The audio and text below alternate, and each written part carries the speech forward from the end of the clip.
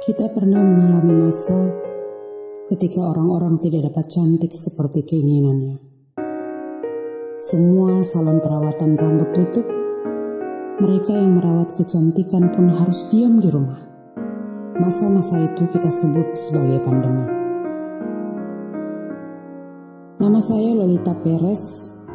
Saya adalah satu dari jutaan orang yang alami masa sulit saat COVID-19 melanda dunia.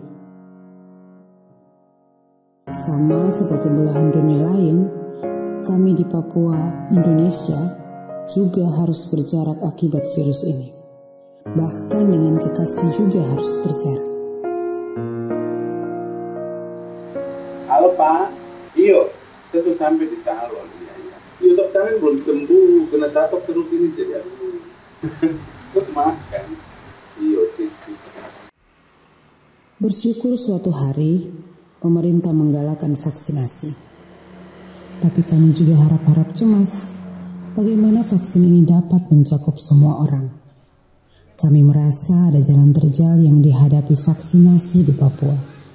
Seperti saya, transpuan lainnya juga banyak yang tidak memiliki kartu tanda penduduk. Di luar kami, ada juga pekerja seks perempuan yang sulit dijangkau vaksin. Belum lagi teman-teman disabilitas. Tapi Devni mau vaksin. Kenapa? Kenapa tidak mau vaksin?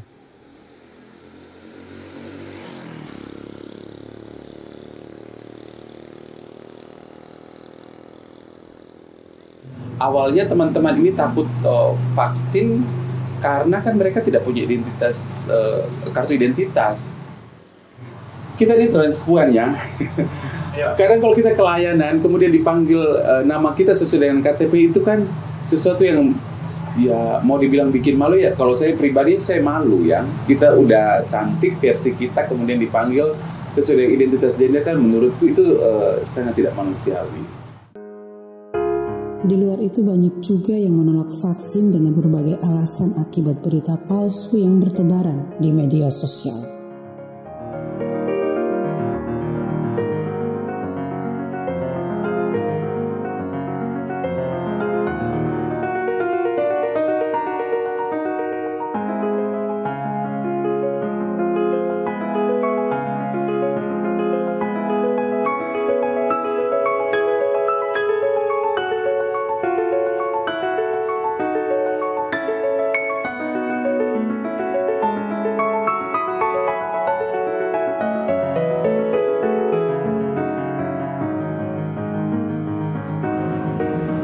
Tidak semua tamu itu buat nyaman. Ada beberapa tamu yang saya rasa nyaman itu karena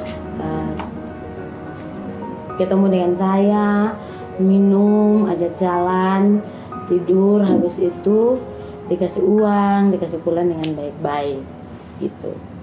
Sempat tamu kan ada tanya, aku sudah vaksin atau belum? Jadi kan awalnya tuh ada kayak isu yang teman perempuan yang sampai dia ada buka kayak buang di TikTok kalau tidak salah, waktu itu saya nonton, dia sampai kasih masuk fotonya yang dari badannya bagus, setelah vaksin badannya langsung turun dan dia memang berubah sekali. Sampai di dalam rumah pun juga om di rumah tuh larang untuk semua yang di dalam rumah tidak boleh terlibat dengan vaksin.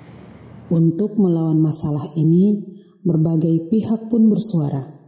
Mereka satu suara mengkampanyekan vaksinasi untuk semua kalangan. Kadang-kadang mama dipukul, terus mama diusir, tidak boleh datang berikan informasi di sini. Kalau mama kembali di sini nanti mama tahu sendiri. Tapi saya tidak perlu, saya datang terus. Saya bukan datang untuk kamu, saya datang untuk adik-adik yang mangkal di jalan ini. Kami, terutama saya, masuk dalam kelompok orang-orang yang berkeinginan kuat mendapatkan vaksinasi COVID-19. Overall, yang ingin saya sampaikan adalah vaksin ini menjadi penting. Apapun keadaannya. Ketika saya bisa vaksin, artinya kemudian saya bisa menolong teman-teman yang lain yang tidak divaksin. Untuk tidak menjadi mediator untuk bisa distribusi penyakit ke teman-teman yang lain. Bersyukur pemerintah memberikan kebijakan agar warga masyarakat yang tidak memiliki kartu tanda penduduk pun berhak mendapatkan vaksinasi. Dengan menerima vaksinasi ini, angka COVID-19 pun pelan-pelan turun di Papua.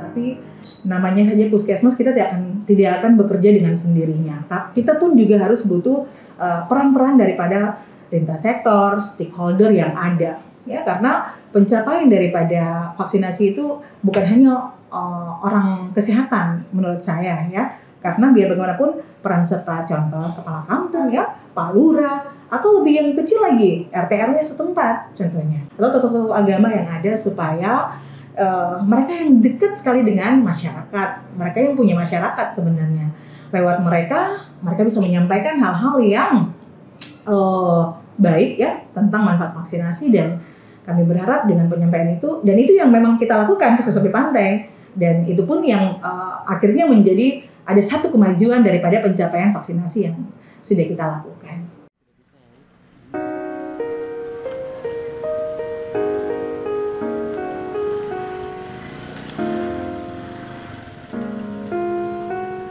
Kami semua senang, semua bisa berjumpa dan bertegur sapa tanpa ketakutan seperti di kala itu. Beta bukan bantal pulus yonyonge, kau suka sepoloka sana kamari. Beta jua punya rasa nyong aling, sama deng orang puang yang lain.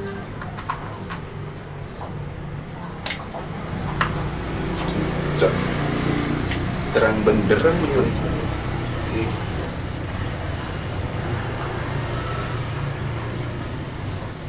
Bagi saya, cantik bukanlah ukuran yang baku. Cantik yang sesungguhnya ketika kita semua tersenyum bahagia akibat lepas dari beban pandemi dan hidup berdampingan, mencintai satu dengan yang lain dalam keberagaman.